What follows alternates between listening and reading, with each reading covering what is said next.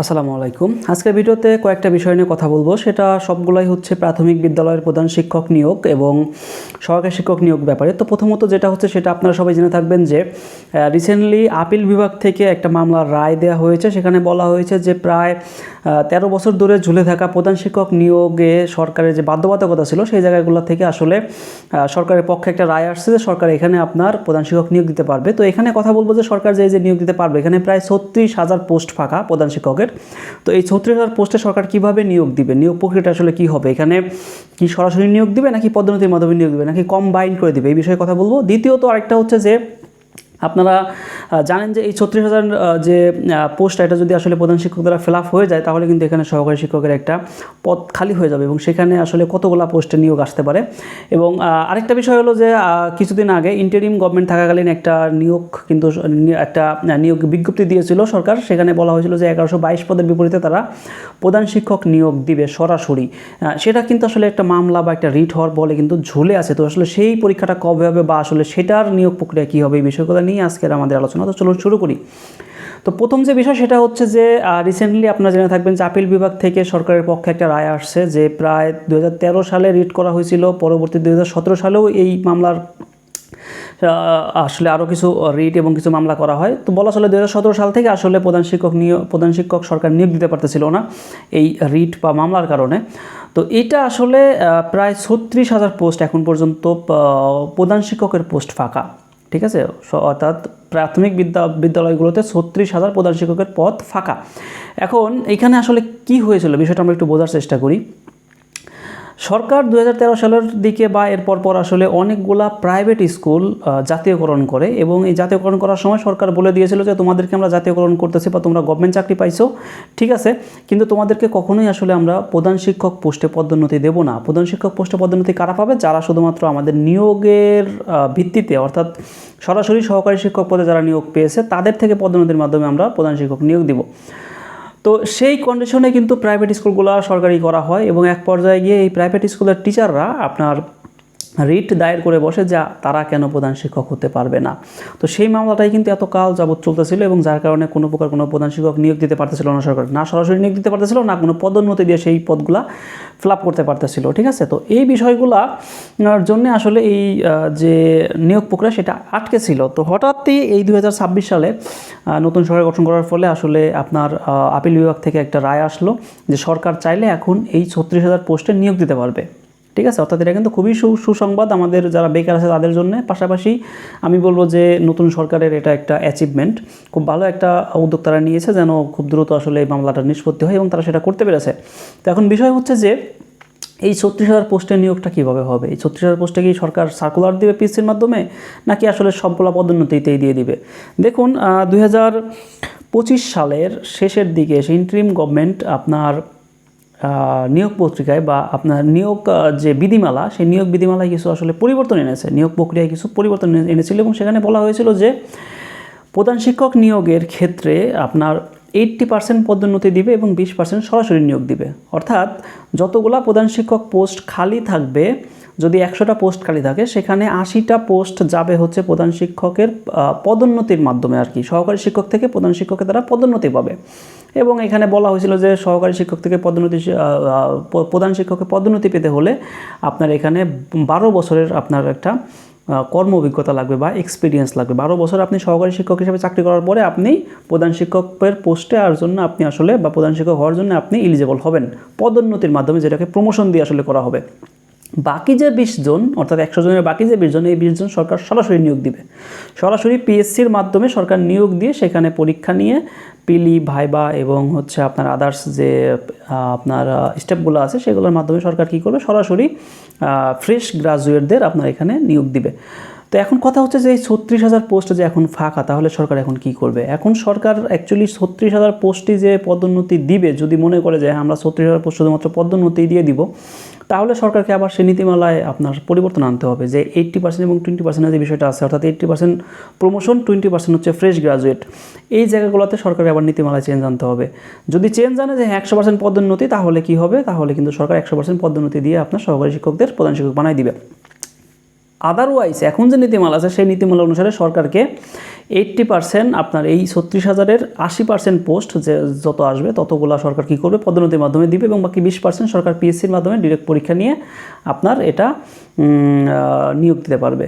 এখনকার বিধিমালা অনুসারে আসলে এই কাজগুলো সরকার করতে পারবে, বিধিমালা অনুসারে আমি কথা বলতেছি। এবার আসি যে 1122 পদের যে বিষয়টা ছিল, এই 1122 পদে এখানে কিন্তু একটা সমস্যা আছে। সরকার যখন এই 80% পদোন্নতি দিবে এবং 20% যখনই হচ্ছে আপনার সরাসরি নিয়োগ দিয়ে নিতে যাবে, তখন কিন্তু সরকার একটা সমস্যায় পড়বে। তো সেই সমস্যাটা নিয়ে এখন আসতেছি। সেই সমস্যাটা এই 1122 পদের সাথে রিলেটেড। 1122 পদের যে আসলে পোস্টটা দিয়েছিল বা যে বিজ্ঞপ্তিটা দিয়েছিল ইন্টারিম গভর্নমেন্ট, তখন কিন্তু আসলে সেখানে এই 1122টা পদ হচ্ছে আপনার ওই 20%-এর ভিত্তিতে দেওয়া হয়েছিল, ঠিক আছে। যতগুলো প্রধান শিক্ষকের পদ খালি হয়েছিল ঠিক তার 20% পোস্ট 1122টা পদ আপনার সার্কুলার দেওয়া হয়েছিল, তাদেরকে তারা সরাসরি নিয়োগ দিবে। কিন্তু হঠাৎ করেই এই গত কয়েক মাস আগে আসলে একটা রিট দায়ের করে সহকারী শিক্ষকরা যে তারা এটা মানবে না।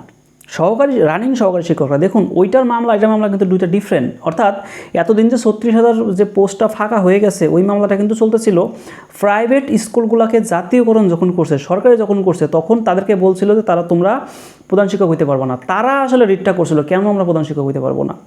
আর এইখানে যেটা হয়েছে 1122 পদের সার্কুলারটাতে, এখানে সরকার যখন ডিরেক্ট পরীক্ষা নিতে যাচ্ছে, তখন এখানে সহকারী শিক্ষক যারা আছে, রানিং সহকারী শিক্ষক, তারা কিন্তু এই সরকারের সব প্রসিডিউর মেনটেন করে কিন্তু তারা পিলি ভাইবা, ঠিক আছে, এবং তারা আদার্স যে স্টেপগুলো আছে সেগুলো পার করেই কিন্তু তারা সহকারী শিক্ষক হয়েছে।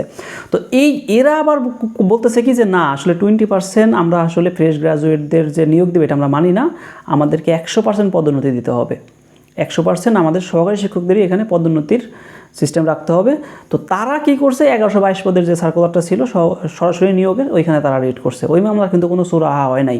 অনেকেই কিন্তু বলতেছে যে এই 1122 পদের প্রধান শিক্ষক পরীক্ষা খুব দ্রুত হয়ে যাবে, সেপ্টেম্বরের অমুক তারিখ, অক্টোবরের অমুক তারিখ, হ্যাঁ, এই যে সামনের আগস্টের এত তারিখ, এগুলো টোটালি ভুয়া ভাই, এগুলো টোটালি ভুয়া। বিকজ ওটা একটা মামলা আলাদা, এবং যে মামলা সুরাহা হয়েছে এটা আরেকটা মামলা। যে মামলার সুরাহা বা যে মামলার রায়টা দিল 2 তারিখে 2 জুলাই, এই মামলাটা কিন্তু গত 17 সাল থেকে চলে আসতেছে, এবং এর কিছু জট কিন্তু আছে হলো 13 সাল থেকে। তো ওইটার সুরাহা করছে সরকার। কিন্তু নতুন করে 2 মাস আগে যে রিটটা হইলো আপনার এই যে 1122 পদের এগেইনস্টে সরাসরি প্রধান শিক্ষক নিয়োগে, এই মামলা কিন্তু এখনও চলমান। অর্থাৎ হাইকোর্ট থেকে পিএসসিকে যে স্টে অর্ডার দিছে 6 মাসের স্টে অর্ডার, এটা কিন্তু এখনও চলমান, এটার কিন্তু কোনো সুরাহা হয় নাই। তার মানে এটার কোনো সুরাহা না হওয়া পর্যন্ত সরকার এখানে পরীক্ষা নিতে পারবে না। আরেকটা বিষয় হচ্ছে যে এই মামলাটা চললো ঠিক আছে, ইটস ওকে। এখন আপনি বলতে পারেন 36,000 পোস্ট যে খালি হয়ে গেল, তাইলে এখন রানিং যে বিধিমালা আছে সেই বিধিমালা অনুসারে সরকার ওইখান থেকে 80% পদোন্নতি দিবে, 20% যে পোস্ট সেটার জন্য সরকার সার্কুলার দেবে। হ্যাঁ, দিবে, এটা সত্য কথা। কারণ শিক্ষামন্ত্রী, আমাদের মাননীয় শিক্ষামন্ত্রী অলরেডি বলেছেন যে পিএসসির মাধ্যমে তারা আসলে এটা নিয়ে কাজ করতেছে। পিএসসি খুব দ্রুতই এই সংক্রান্ত একটা নির্দেশনা পেয়ে যাবে। এখন হয়তোবা আপনার যে 36,000 যে খালি পোস্ট আছে, এখান থেকে 20% খালি পোস্টের এগেনস্টে একটা বিজ্ঞপ্তি দিবে। তো বিজ্ঞপ্তি দিলে আই থিঙ্ক, এটা আমার ধারণা, সেখানেও সহকারী শিক্ষকরা রিট করে বসবে যে তারা আসলে ওই 20% সরাসরি নিয়োগ তারা মানে না, তারা 100% নিয়োগ চায়। যেটা 1122 পদের যে বিজ্ঞপ্তিটা ছিল বা যে সার্কুলারটা ছিল সেটাতে যা হয়েছে। এখন এটা যদি হয় তখন হবে কি, তখন আসলে সরাসরি নিয়োগ নিয়ে এবং পদোন্নতি নিয়ে এটা একটা কনফ্লিক্ট হবে, ঠিক আছে। এখন এইটা নিয়ে আবার মামলা চলবে যে আমরা কি সরাসরি নিয়োগ 100% দিব, সরাসরি নিয়োগ 20% দিব, নাকি 100% আমরা পদোন্নতিতেই দিব। এর একটা কিন্তু সুরাহা আবার আদালত থেকে আনতে হবে। অর্থাৎ এইখানে কনফ্লিক্টটা হয়েছে সহকারী শিক্ষকদের সাথে বেকার যারা আছে বা ফ্রেশ গ্রাজুয়েট যারা আছে তাদের। অর্থাৎ ফ্রেশ গ্রাজুয়েটরা যে 20% যেটা পাইতো সেটা সহকারী শিক্ষকরা মানবে না, তারা এটা রিট করে যাবে হয়তোবা। কারণ অলরেডি একটা রিট যেহেতু করেছে, 1122 পদে রিট করছে, তো 36,000 পোস্ট যেখানে ফাঁকি, সেখানে 20% কিন্তু হিউজ একটা পোস্ট। সেখানেও যখন সার্কুলার হবে, আই থিঙ্ক ওই সার্কুলার এগেইনস্টে তারা রিট করে বসবে। তো এটার যদি সুরাহা খুব দ্রুত আদালত থেকে না দেয়, তখন ওটাও আটকে যাবে, এবং ওইটার সুরাহা নতুন করে ওই মামলার রায় আসতে হবে, তারপরে সরকার সেখানে নিয়োগ দিতে পারবে। এখন যদি আদালত থেকে বলে যে না, সরাসরি নিয়োগ আপনি দিতে পারবেন না, আপনার বিধিমালা যতই থাক, এখানে অগ্রাধিকার বা এখানে আসলে প্রায়োরিটি কে পাবে, সহকারী শিক্ষক পাবে, অ্যাসিস্ট্যান্ট টিচাররা পাবে। তো অ্যাসিস্ট্যান্ট টিচারদের আপনি প্রমোশন দেন, তখন সরকার বাধ্য থাকবে প্রমোশন দিতে। অথবা যদি হাইকোর্ট থেকে বলে বা আপিল বিভাগ থেকে বলে, যেটাই হোক, যে না, আসলে এখানে প্রধান শিক্ষক নিয়োগের ক্ষেত্রে আপনারা যে বিধিমালা আছে সেই বিধিমালা অনুসারে আপনারা দিতে পারবেন 80% পদোন্নতি, এবং 20% হচ্ছে আপনার ফ্রেশ গ্রাজুয়েট। তো সেক্ষেত্রে সরকার সেটা, কিন্তু এটার কিন্তু এখনও কোনো সুরাহা হয় নাই। অর্থাৎ এই মামলার কোনো সুরাহা হয় নাই, এই মামলা এখনও চলমান। সুতরাং আগামীকালকেই প্রধান শিক্ষক পরীক্ষা, কালকেই প্রধান শিক্ষকের নিয়োগ চলে আসবে। ব্যাপারটা হ্যাঁ, নিয়োগ আসতে পারে, এটা ঠিক যে 36,000 পোস্টের এগেনস্টে 20% যে একটা ইস্যু, সেটা আসতে পারে, কিন্তু আসলে সেখানেও আই থিঙ্ক রিট হবে, এটা আমার ধারণা, সেখানে রিট হবে। বিকজ 1122 পদে যেহেতু আসছে, তো ওইটা মিললে তখন হয়তো বা কোনো একটা সুরাহা আবার আসবে। তো সেই অনুযায়ী আসলে আমাদেরকে ধৈর্য ধরতে হবে, এবং যারা আসলে আমরা পরীক্ষাতে আছি বা যারা প্রিপারেশন নিচ্ছি যে হ্যাঁ আমরা শিক্ষক হব, যারা শিক্ষক হওয়া যাদের স্বপ্ন, তারা অবশ্যই প্রধান শিক্ষক যে পোস্ট আছে এই পোস্টের জন্য পড়াশোনা করে যান। এবং প্রধান শিক্ষক পোস্টে প্রায় 7 লাখ অ্যাপ্লাই করেছে 1122 পদের এগেনস্টেই। তো তাদেরকে বলবো যে ভাই আপনারা ধৈর্য ধরে আপনার আমার করণীয় পড়াশোনা চালিয়ে যাওয়া, পড়াশোনা কন্টিনিউ করে যাওয়া, এবং পরীক্ষা যখন হয় তখন আমরা পরীক্ষা দিব, এবং আমাদের যদি রিজিক থাকে, আল্লাহ তাআলা যদি লিখে রাখে, তো সেক্ষেত্রে সেটা হবে, না হলে তো আসলে কিছু করার নেই। সো আমরা পরিশ্রমটা করে যাই, পড়াশোনাটা করে যাই, দেন দেখা যাক কী হয়। আর প্রধান শিক্ষক পরীক্ষার জন্য আমার একটা পিডিএফ আছে, সেখানে বিগত প্রধান শিক্ষক যে যতগুলা পরীক্ষা হয়েছে সেই পরীক্ষার সলিউশন সহ, ভিডিও ক্লাসের ব্যাখ্যা সহ, এবং পিএসসি কর্তৃক যে কোশ্চেনগুলো রিসেন্ট নেওয়া হয়েছে সেগুলোর ব্যাখ্যা সহ একটা পিডিএফ সুন্দরভাবে ভিডিও ক্লাস এবং ব্যাখ্যা সহ দেওয়া আছে। আপনারা ডিসক্রিপশন বক্সের লিঙ্ক থেকে সেটা খুব স্বল্প মূল্যে আসলে পারচেস করে নিতে পারেন, এবং সে অনুযায়ী আপনারা প্রিপারেশন নিতে পারেন। তো নিলে আশা করি যে আপনারা এই পরীক্ষাটার জন্য আসলে নিজেকে পারফেক্টভাবে করে তুলতে পারবেন। তো নেক্সট ভিডিও পর্যন্ত ভালো থাকুন, সুস্থ থাকুন, আল্লাহ হাফেজ।